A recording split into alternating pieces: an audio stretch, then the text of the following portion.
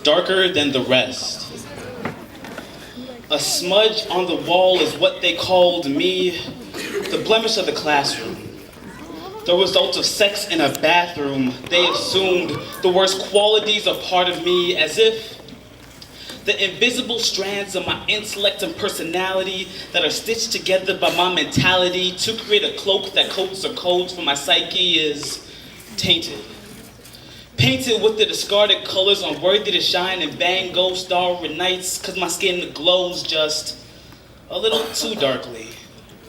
Discarded colors of black and brown crayons abandoned in a Crayola box locked in the darkness of kindergarten, where the most important lesson is to color in line, keep the colored in line. Yeah. Lines on the faces of innocent children, sketched with the stress of melanin, curves carved into their cheekbones. They force smiles and keep calm, black and mild, smoke of the self-esteem, the wind onto the atmosphere where their supposedly polluted cultures diluted with ozone and broken home. So more carbon dioxide can seep into the cracks and choke all the independence and identity out of a once proud people. It's no wonder.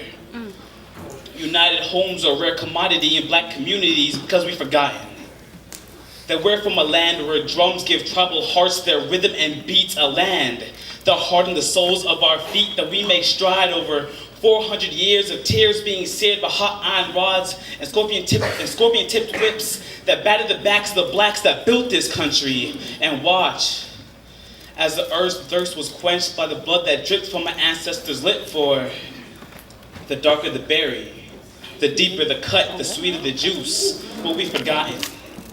We believe our origins are as primitive as primates, so we mate and create evolutionary mistakes, and often we burn our offspring like offering at the economic stake, all because we replace our genesis with genocide, and even Eden isn't remembered until the eve of Sabbath. We've forgotten that we are beautifully and wonderfully made, even though we retain the same color of the dust we are made from. We have the same atoms as Adam, but for some reason we seem unable to be anyone but Cain. We have the same atoms as Adam, but for some reason we seem unable to be anyone but Cain.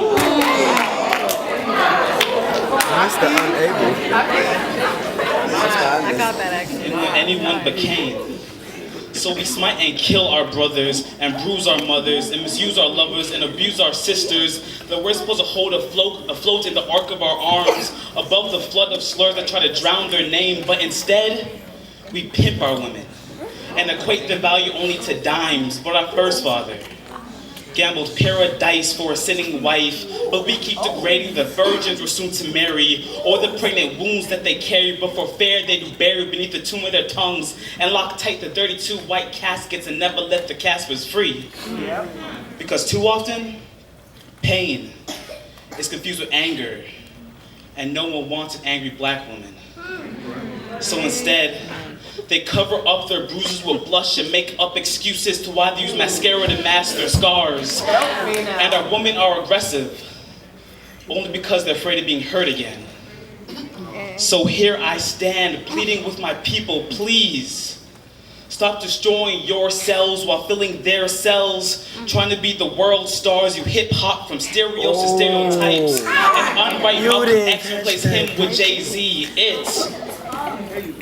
It is way past time that we, as a people, finally become free. Yeah.